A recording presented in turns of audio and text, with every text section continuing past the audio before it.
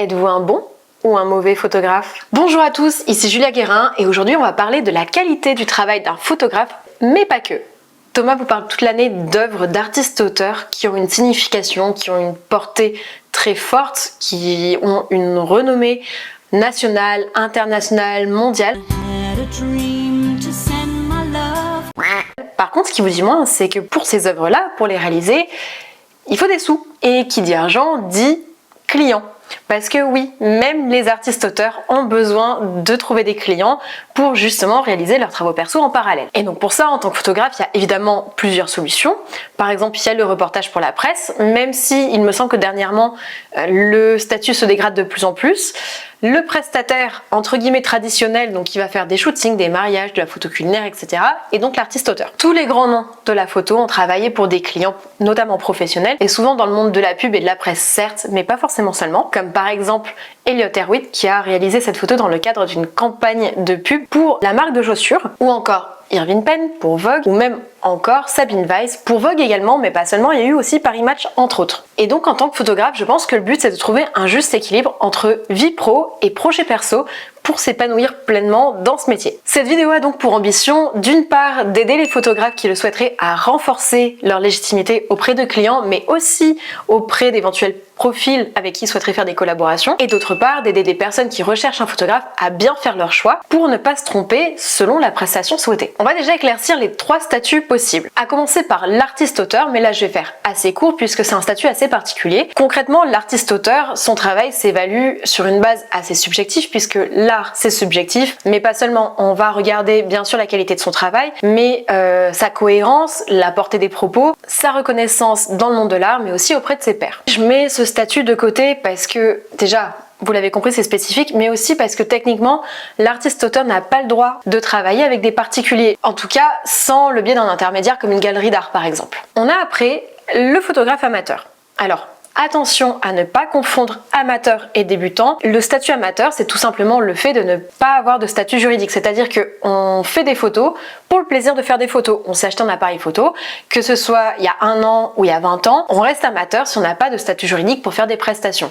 Autrement dit, on ne peut pas avoir de rémunération quand on est un photographe amateur. Et donc le troisième statut, c'est celui du professionnel qui, lui, a un statut juridique qui lui donne le droit d'avoir une entreprise, donc ça peut être une micro-entreprise, une société par exemple, et ce statut lui confère l'autorisation d'avoir un échange monétaire avec un particulier ou un professionnel. Dans ce cas-là, là où le statut amateur permet de faire un petit peu ce qu'on veut finalement, puisqu'il n'y a aucune obligation, le prestataire professionnel a quant à lui des contraintes qu'il se doit de respecter en tant que pro. Ça va de la qualité de son travail à celle de la relation avec son client. Donc c'est la direction que va prendre cette vidéo. Toutefois, si vous êtes photographe, même sans statut juridique,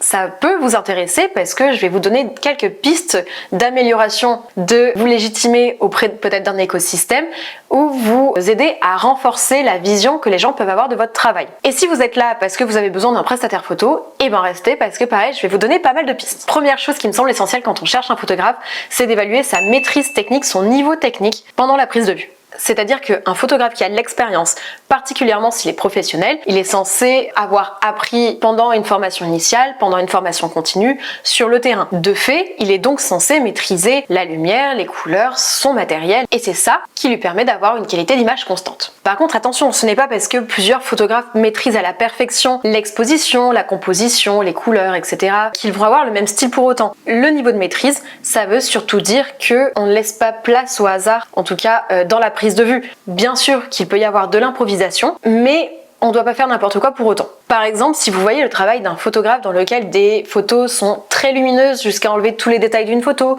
ou alors au contraire très très sombres, ou pas droite, etc. Bon, ce sont des exemples assez faciles et évidemment il y a toujours du cas par cas à faire, mais dans la majorité des cas, ce travail-là, ce genre de travail-là, montre que le photographe a peut-être encore une marge de progression. Autre critère intéressant évidemment pour choisir son photographe, mais attention, c'est loin d'être déterminant, c'est le critère de localisation géographique. Forcément, c'est quand même beaucoup plus simple de faire appel appel à un photographe qui est proche de chez vous qu'un photographe qui est très éloigné. Pour autant, ça doit pas faire partie de vos critères principaux dans le sens où, forcément qu'en fonction de la spécialité du photographe, en fonction de vos besoins, vous n'allez pas pouvoir le trouver à côté de chez vous. Admettons un photographe qui fait de la photo de compétition de bateau à voile. Ça va être un peu compliqué de le trouver dans certaines régions et au-delà de ça, il va devoir se déplacer beaucoup pour faire son travail. Donc ce critère n'est pas déterminant, mais bien sûr ça peut être quelque chose que vous pouvez prendre en compte si vous avez un budget un petit peu restreint, puisque le déplacement d'un prestataire, ça se paye. Ce n'est pas au prestataire d'engager des coûts pour sa mission. Et en tout cas, en tant que photographe, libre à vous de choisir votre zone géographique d'action. La seule chose qu'il faut se dire, c'est que ça doit être clairement annoncé aux clients et sur vos supports de communication. Critère qui, à mon sens, est incontournable quand on cherche un photographe, c'est de tenir compte de sa spécialité. Par exemple, vous êtes malade, vous n'allez pas faire appel à un kiné pour guérir votre grippe. Et ben là, c'est pareil. Ça semble logique, mais parfois le critère prédominant, malheureusement, c'est le budget. Je l'entends vraiment et je le comprends vraiment. Le souci, c'est que si vous faites confiance à un photographe qui va vous proposer 200 € pour la presta contre 1500, 2000, 2500 € pour un photographe qui est spécialisé dans votre mariage, oui, vous allez économiser énormément d'argent. Ceci dit, on n'est pas sûr que les photos soient réussies et si elles sont ratées, vous aurez à la fois perdu toutes les photos qui auraient dû être de beaux souvenirs et en même temps, vous aurez perdu 200 €. Donc c'est quand même vachement dommage. Chacun a sa spécialité, on ne peut pas être bon dans tous les domaines. Par exemple, je fais du portrait, alors du portrait au sens large où je fais de la séance individuelle, de l'événement pro, de l'événement perso, etc. Pour autant, je ne vais pas m'amuser à faire de la photo animalière comme cette photo-là. Pourquoi? Parce que ça demande déjà une condition physique que je n'ai pas pour résister au froid, ça demande du matériel hyper spécifique, ça demande beaucoup de patience, ça demande aussi beaucoup de silence. Je suis pas sûre d'avoir le tiers des compétences requises. A contrario, la photo portrait, ça demande de pouvoir mettre à l'aise quelqu'un facilement, d'être à l'aise soi-même avec les gens qu'on connaît ou non. Donc c'est pas qu'on est nul ou qu'on est mauvais, ça dépend vraiment des critères qu'on cherche et de la prestation en elle-même. Et à contrario, bon après c'est à vous de voir si vous sentez, etc. Mais c'est vrai qu'en tant que photographe, on évite de se positionner sur une mission si c'est pas notre spécialité. Par exemple, moi je vais pas m'amuser à me proposer pour faire de la photo studio culinaire parce que j'ai jamais fait ça personnellement, parce que ça m'intéresse pas spécialement de le faire non plus. J'adore voir de belles photos culinaires, mais je me sens pas, j'ai pas envie d'aller sur ce terrain-là. Et qui dit spécialité dit portfolio harmonieux. Le portfolio, en tant que photographe, c'est votre vitrine. C'est ce qui vous permet de montrer l'étendue de vos talents, ce que vous savez faire, comment vous le faites et de donner une ambiance à votre activité. Sans support pour montrer votre travail, comment voulez-vous convaincre un potentiel client de vous faire confiance? Donc, il vous faut un support. Ça peut être vos réseaux sociaux, ça peut être un portfolio, ça peut être un site vitrine, peu importe le support, ça doit exister. Et donc, comme je vous le disais, ce portfolio, il doit être harmonieux. C'est-à-dire que vos images, en tout cas celles que vous décidez de montrer, doivent avoir un point commun toutes entre elles. Elles doivent refléter votre style, votre façon de travailler. Je ramène encore ça au portrait, mais c'est ma spécialité, donc c'est le domaine avec lequel je suis le plus à l'aise, mais ça peut fonctionner dans n'importe quel style de photo. Premier exemple, admettons que sur mon portfolio, il n'y ait que des portraits individuels dans un thème assez onirique. Vous voyez, fantaisie fantastique. Ça va être assez compliqué pour moi de convaincre quelqu'un de me faire confiance pour photographier un baptême, par exemple, ou pour un séminaire professionnel. Ça doit être cohérent. Le portfolio et la spécialité, de toute façon, c'est deux choses qui se croisent et qui vont ensemble. Deuxième exemple, la gestion des couleurs et de la lumière doit être stable. Ça ne doit pas partir dans tous les sens en fait. Il faut pas avoir un coup quelque chose de très sombre, un coup quelque chose de très lumineux, mais le rendu d'une prestation doit ressembler à ce que vous véhiculez sur votre portfolio. Pareil, si votre portfolio n'est pas actualisé,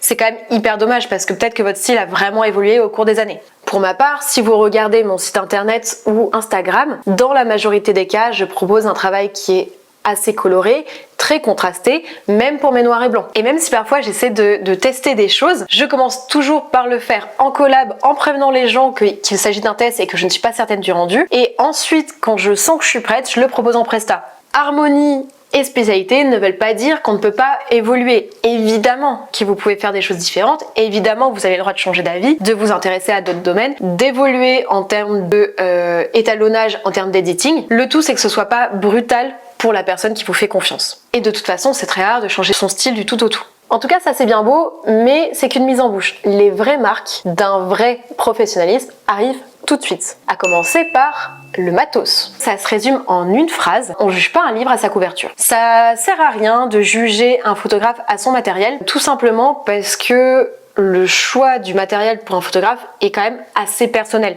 Il n'aura pas forcément le plus gros boîtier, le plus gros objectif, ni le plus cher. Typiquement, les appareils photo les plus chers du marché, ce sont les Leica, et c'est quand même assez rare de voir un prestataire avec un Leica. Alors j'ai dit rare, hein, pas impossible ni inexistant. Je sais par exemple qu'il y a des photographes de rue qui utilisent souvent les Leica. Ceci dit, c'est pas une majorité. Les photographes prestataires que vous allez rencontrer auront en général du Sony, Nikon, Canon ou Fujifilm. Ce qui peut être intéressant en tout cas, c'est de regarder la clarté et la justesse de l'offre d'un photographe. Ou en tout cas, si vous êtes photographe vous-même, c'est que vous soyez au clair avec ce que vous proposez comme prestation, comme shooting photo, comme collaboration. Alors côté tarif, pour les pros, je vais passer assez vite parce que ça dépend de beaucoup de variables comme la localisation, comme la spécialité, comme les prix du marché, comme des prestations, des demandes très spécifiques. Et côté affichage des tarifs, il y a plusieurs écoles. Je pense qu'on peut en compter 3. La première étant ceux qui n'affichent pas leurs tarifs sur leur site internet ou sur leur support de communication. C'est parce qu'en général, ils préfèrent avoir un contact avec le client, un échange pour bien cerner les attentes de la personne et lui proposer quelque chose sur mesure. La deuxième, au contraire, c'est d'afficher clairement ses tarifs pour que le client soit informé de combien ça va lui coûter. Et la troisième à laquelle je fais partie, c'est celle qui est dans l'entre-deux. C'est-à-dire que pour certaines prestations, en tout cas pour ma part, je donne des tarifs où je dis à partir de temps, tout simplement pour que la personne se fasse une première idée de combien ça peut lui coûter. Mais par exemple pour les professionnels, c'est beaucoup plus compliqué parce que à chaque fois l'émission c'est du cas par cas. Donc en fait, ça permet de donner une idée de coût, mais il y a quand même besoin de cet échange pour faire quelque chose de sur mesure. En tout cas, ce qui est important, c'est que les tarifs ne doivent pas être décorrélés de ceux du marché. Je vais en parler très rapidement aussi, mais en tout cas, ne cassez pas les prix du marché parce que vous avez peur de pas avoir de clients. Déjà parce que derrière, vous pourrez pas augmenter vos prix. En plus, vous allez complètement vous épuiser puisque qui dit prix bas dit quantité en termes de dose de travail. Et ça, c'est le meilleur moyen d'aller à l'épuisement professionnel. Mais aussi parce que ça fait de la concurrence déloyale et c'est pas cool pour les collègues. Et à contrario, les tarifs doivent pas être complètement démesuré, sans justification en tout cas. On peut par exemple tenir compte de l'expérience pour ça. Et en plus des tarifs, c'est bien de préciser ce qui est inclus dans vos prestations. Évitez les mauvaises surprises aux clients. N'hésitez pas à préciser dès le début le nombre de prises de vue, le temps que ça va prendre, etc. Et il y a aussi 3 règles qui me semblent hyper importantes. Organisation, rigueur, bonne humeur. L'organisation tout simplement parce que quelle que soit la mission, quelle que soit la prestation, il est nécessaire d'avoir une préparation en amont. Sauf si c'est vraiment pour vous amuser avec des proches ou quoi, bien sûr. Mais en général, pour une mission photo, c'est quand même important de savoir où vous mettez les pieds. On ne peut pas arriver sur place et ne pas savoir ce qu'on fait. Et c'est aussi valable en tant qu'amateur. Alors, sauf si vous êtes débutant, peut-être c'est normal de tâter le terrain. Mais quand vous commencez à avoir de l'expérience, je trouve que c'est plus agréable pour tout le monde si vous savez un minimum où vous allez, quoi. Et particulièrement si vous êtes professionnel. La deuxième règle, c'est la rigueur, dans le sens où c'est hyper important de respecter ce qu'on a annoncé au client. Ça marche aussi, encore une fois, si vous êtes amateur et que vous avez un petit peu d'expérience et que tout était prévu en amont. Si on a annoncé des délais, on a essayé de les respecter. Si on a annoncé un nombre de prises de vue ou un rendu spécifique, on l'annonce aussi. Et si malheureusement ce qu'on a annoncé est impossible, dans ce cas-là, on prévient la personne. On ne la met pas devant le fait accompli. Et la bonne humeur, c'est tout simplement parce qu'on évite de faire peser ses soucis perso sur les épaules du client. Bien sûr qu'on a toujours des hauts et des bas, que tout le monde en a, qu'on peut même tomber sur un client compréhensif, mais on essaie autant que possible d'arriver, d'avoir de l'énergie et de donner le change. Et justement, en fait, ces 3 règles, elles sont là pour amorcer quelque chose qui me paraît essentiel et même au cœur du sujet, c'est la relation client. Au-delà des compétences techniques, et ça vaut pour tous les domaines, pas seulement la photo, ce qu'on va juger, c'est l'échange avec la personne et si on peut lui faire confiance ou pas. Pour ça déjà, ça implique une écoute et une compréhension des gens qu'on a en face. C'est-à-dire qu'en photo, comme dans les autres domaines entrepreneuriaux, il y a 2 questions essentielles à se poser, le pour qui et le pourquoi. Le pour qui, c'est vraiment qui est-ce que vous avez en face de vous? Quel est son profil? Est-ce un pro, un particulier, un homme, une femme? Quel est son âge? Quel est son milieu social, etc. Et le pourquoi, c'est pourquoi il vient vous voir, quel est son besoin et quelle solution de fait allez-vous pouvoir lui proposer. En fait, en tant que photographe et particulièrement en tant que pro, vous devez arriver à cibler et à comprendre la personne que vous avez en face de vous. Pour ça, ça passe donc par une écoute et par parfois de la lecture entre les lignes. Mais ça justement, c'est dans les grandes lignes. Si c'était si facile, tout le monde le ferait. Parfois, les gens vont venir vous voir, ils vont vous demander une prestation spécifique et en fait, au fil de la discussion, vous allez vous apercevoir que c'est pas du tout ce dont ils ont besoin en réalité, que peut-être leur besoin est ailleurs. Et dans ce cas-là, charge à vous de réorienter le sujet et la conversation. Là, on rentre dans de l'accompagnement entrepreneurial pur, donc je vais pas m'attarder sur le sujet, mais c'est vous l'expert en fait, donc c'est à vous de donner le change et de donner les bonnes directions à suivre. C'est à vous de vous légitimer vous-même, de montrer que vous savez, que vous êtes le sachant et que la personne peut vous faire confiance. Et d'où la nécessité de l'échange et de l'écoute surtout pour proposer une solution adaptée à la personne que vous aurez en face de vous. Par exemple, on va prendre un magasin de chaussures qui a besoin de photographier 60 paires de chaussures et de faire 5 photos par paire à chaque fois pour faire des packshots et les proposer sur son site internet. Le souci, c'est que cette enseigne vous indique qu'elle n'a que 200 € de budget. Et votre souci à vous, c'est que même si on prend que 5 minutes par paire de chaussures, sans tenir compte du déplacement, de l'installation du matériel, de l'editing derrière, et ben on en est déjà à 5 heures de travail. 5 heures de pure prise de vue. Et on se rend bien compte que là, 200 € moins 22% plus ou moins de charge, on rentre pas dans nos frais. Dans ce cas, plutôt que directement de refuser la mission, vous pouvez peut-être proposer des solutions alternatives comme prendre moins de photos, prendre moins de paires de chaussures en photo, augmenter le budget ou les 3 solutions à la fois. Donc voilà, il y a toujours une solution adaptée. Après, l'enseigne, si elle veut pas, mais s'il vous plaît, ne vous bradez pas et ne vous braquez pas non plus si la personne que vous avez dit avoir un tout petit budget. Elle est parfois juste pas consciente du coût que ça peut avoir et du travail que ça représente. Donc n'hésitez pas à faire un petit peu de pédagogie. Et en fait, c'est en montrant que vous savez faire les choses, que vous savez pourquoi vous les faites et comment les faire, que les gens vont vous accorder leur confiance. Et ça, c'est hyper important pour la pérennité de votre activité. Et ça marche aussi dans le cadre d'une collab. C'est-à-dire que si plusieurs fois vous montrez à des gens que vous n'êtes pas fiable, et ben on va plus faire appel à vous. Et ce n'est pas parce qu'on fait une collaboration et qu'il n'y a pas d'argent au jeu qu'on doit faire n'importe quoi pour autant. C'est pas hyper sympa pour les gens qui ont décidé de vous faire confiance. Finalement, vous allez très rapidement voir que tout se recoupe. En fait, l'expérience client, c'est le nerf de la guerre. Vous pourrez être le meilleur photographe du monde, faire les plus belles photos du monde. Si les gens n'apprécient pas échanger avec vous, ils vous rappelleront plus. Les gens avec qui vous allez travailler en tant que photographe amateur doivent être au cœur de votre processus de création. Ça ne veut pas dire qu'il faut faire n'importe quoi, qu'il faut les laisser faire n'importe quoi et qu'il faut se laisser marcher dessus. Ça veut dire qu'il faut penser à eux. Je trouve que le restaurant, c'est la meilleure métaphore pour ça. Vous allez au restaurant pour bien manger. Donc, vous êtes hyper content dans un restaurant, vous êtes bien accueilli, où la nourriture est bonne, où le serveur ou la serveuse est agréable. Peut-être même que vous lâcherez un petit pourboire dans ce cas-là et vous repartirez chez vous le ventre plein et content d'avoir vécu un bon moment. Par contre, si vous êtes allé dans un restaurant où la nourriture était exceptionnelle, mais le serveur, la serveuse exécrable, est-ce que vous allez revenir?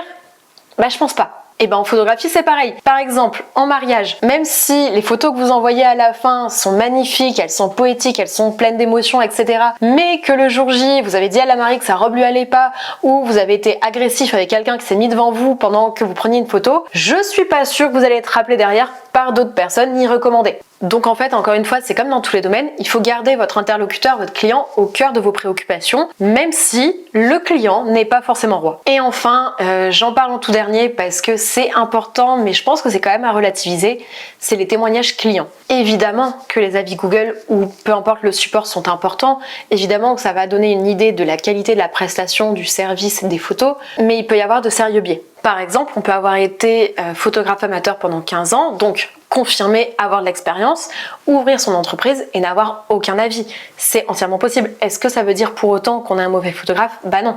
Et à contrario, il peut y avoir plein d'avis positifs, mais est-ce que ce photographe-là va vous convenir? C'est pas forcément sûr. Vous pourrez en être sûr peut-être dans vos échanges, ou en tout cas avoir un avis plus tranché une fois que vous aurez commencé à lui parler. Et il y a autre chose, c'est que dans les avis, les gens ont tendance à montrer du doigt plus facilement ce qui est négatif que ce qui est positif. En fait, évidemment que c'est important et que c'est plutôt bon signe quand il y a plein d'avis positifs, mais il faut quand même parfois se méfier. Et en plus, il peut y avoir des faux avis. Je pense que c'est assez rare chez les photographes, je sais pas, ça m'est jamais arrivé de tomber sur un faux avis, mais on sait jamais. Par contre, ce qui peut être plus intéressant que les avis Google, c'est le bouche à oreille. Le bouche à oreille, c'est hyper important pour fidéliser une clientèle et leur entourage. En fait, on a beaucoup plus facilement tendance à faire confiance à l'avis de quelqu'un qu'on connaît que l'avis Google d'un inconnu sur internet. Et c'est entièrement logique parce qu'en général on a le même cheminement de pensée, on a des intérêts similaires, etc., etc. Par exemple, si on reprend un mariage, si les mariés sont hyper contents du résultat et que les invités voient aussi les photos, ils vont peut-être plus facilement parler de vous et penser à vous pour un autre besoin photo. Donc vous allez être recommandé pour d'autres mariages, pour des anniversaires, pour des naissances, etc., etc. Donc c'est hyper important de penser au bouche à oreille qui passe par la relation client. Si on doit résumer, pour prouver que vous êtes un bon photographe ou pour trouver votre prestataire idéal, il faut tenir compte de la clarté de l'offre, de la cohérence, notamment du portfolio et des différentes prestations, du feeling entre les personnes et pourquoi pas du bouche à oreille. Par ailleurs, ne restreignez pas un photographe professionnel à sa capacité à faire des photos. Un photographe pro, c'est un entrepreneur, donc il doit savoir faire plein de trucs, particulièrement s'il travaille tout seul, en administratif, en compta, en communication, en référencement, etc. Donc finalement, si on doit répondre à la question êtes-vous oui ou non un bon photographe, vous voyez que c'est pas aussi simple de trancher. Ça va dépendre de votre façon de travailler, de votre spécialité et de la prestation pour laquelle on vient vous chercher. Donc voilà, je pense qu'on est pas mal. Merci beaucoup d'avoir regardé cette vidéo. C'est la deuxième sur la chaîne de Thomas. Si vous n'avez pas vu ma toute première intervention, elle va s'afficher dans un coin de l'écran. Je sais jamais, comme Thomas, de quel côté c'est. J'espère qu'aborder le côté un peu plus pro de la photographie vous a plu. Si ça vous a plu ou si ça vous a pas plu ou si vous avez des questions, n'hésitez pas à le mettre en commentaire. N'hésitez pas à vous abonner, à liker, à allumer la cloche et ne partez pas parce que j'ai une bonne nouvelle pour vous, que vous soyez pro ou pas. Si ça vous a plu d'entendre ma douce voix dans cette vidéo, vous avez accès à ma formation dédiée au portrait en lumière naturelle que j'ai fait en collaboration avec l'équipe de formation pro en photo et de Laurent Breillat. Vous verrez, il y a plein de choses qui sont abordées dedans, des conseils très pratiques aussi et faciles à mettre en place de votre côté. On reprend toutes les étapes pas à pas de comment trouver un modèle à tout simplement l'editing, le post-traitement. Et bien sûr, il y a plein de choses au milieu, vous verrez. Donc écoutez, j'espère que vous irez y faire un tour. Et d'ici là, j'ai envie de vous dire à la prochaine. Salut!